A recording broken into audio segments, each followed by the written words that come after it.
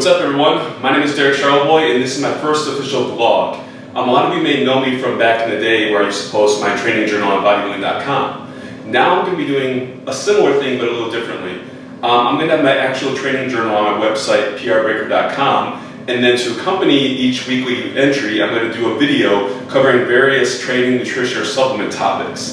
The reason being is looking at my training journal alone may give you ideas for your own program, but I want to actually give you information you can directly apply to your own program as soon as you watch this video. So today I'm going to talk about training for strength versus training for size and why exactly there's differences based on those goals. The main thing to note is strength is very specific. It's specific to the exercise performed, the rep range used, and the load used. So what do I mean by that? Basically, if you want to get stronger at an exercise like squats, bench, or bench press, you have to perform that exercise. Doing the leg press and getting stronger on the leg press will increase your leg strength, but it is not a direct carryover to the squat. You'll see guys that can leg press hundreds, maybe even 1,000 pounds, not have that impressive of a squat because it's a different movement. Also, the rep range you use determines what kind of adaptations occur. If you're training with a 3 repetition max weight, that's going to lead to better strength gains carrying over to your 1 RM than training with a 10 rep max weight, because that weight more closely resembles 1 rep max weight.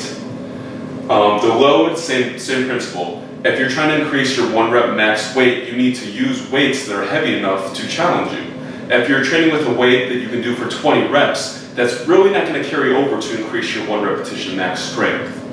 So there's 3 components to gaining strength. Neuromuscular adaptations, things like motor unit recruitment and synchronization, improved skill, becoming better at the exercise, improving your form, improving your bar path, and muscle hypertrophy, a muscle getting bigger. A bigger muscle has a greater potential for force than a smaller muscle. So hypertrophy, specifically on the other hand, is not specific. It doesn't matter what exercise you use, what rep range you use, what load you use, they can all be used to stimulate hypertrophy in a muscle. If you want to increase the size of your quads, you can do a hack squat, you can do leg press, you can do leg extension, you can do squats. All of those will overload the muscle and stimulate growth. Whereas strength, if you're trying to increase your strength in an exercise, you have to do that specific exercise. Hypertrophy is governed by total volume, training volume. And volume is your sets times your reps times the load. Now from this is where these general rep ranges are established. I'm sure you guys have all seen this before. 1 to 5 reps is usually for strength training, 6 to 12 reps is for hypertrophy training, and 12 plus reps is for muscular endurance. So where do these rep ranges come from? The basis of these rep ranges is where you can accumulate the most volume. If you look at your strength training, 1 to 5 reps, your repetitions are going to be low, but your load is going to be high. If you look at 6 to 12 repetitions for hypertrophy training, your reps are going to be much higher and your load's going to be moderate. Versus endurance training, where your repetitions are very high, but your load is very low. So this middle rep range is the best rep range to accumulate training volume. You can use a weight that's challenging and heavy enough to overload the muscle, but not too heavy to the point where you can't perform many repetitions. Again, remember, volume is sets times reps times load. More reps you can do, the higher the volume, based on the load. So remember, as you increase the reps, your load decreases. So based on this, knowing that strength is specific to the exercise, load, and rep range used, and hypertrophy is governed by total volume, we can develop some general ideas on how to set up a program to train for those goals.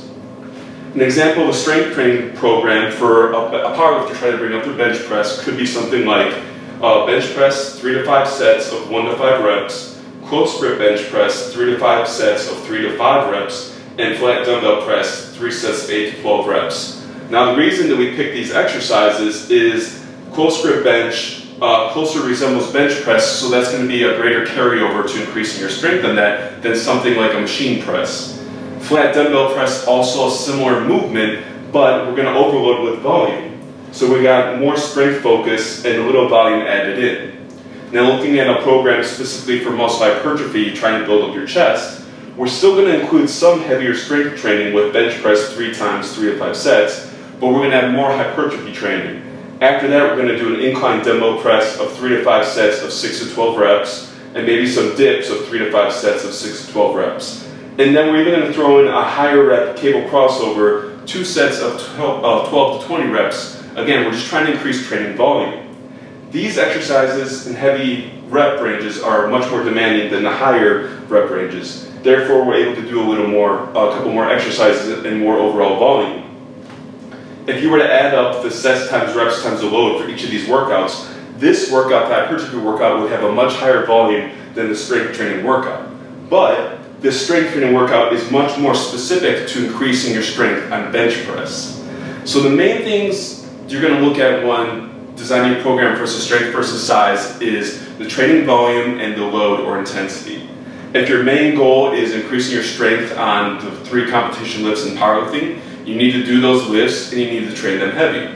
If your main goal is increasing muscular hypertrophy, you don't necessarily have to do those lifts, you just have to increase your overall volume using higher rep ranges. But the main underlying thing to remember is whatever rep ranges you use, you're focusing on progressive overload or progressively increasing your strength on those rep ranges.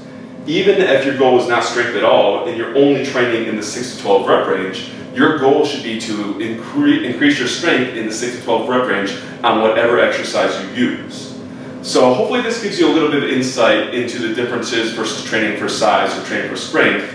If you like this video, click like below. I'll continue making them on similar topics. If you think this video was stupid and you didn't learn anything, comment in the comment sections that this was stupid and I'll stop making them. If you want to check out my full training journal, go to the link in the description below at prbaker.com and you can check out exactly what I'm doing. In future videos, I'm going to get into a little bit more into the periodization of my own training program and how you can set up a periodized powerlifting program as well. Alright, thanks for watching. I hope you enjoyed.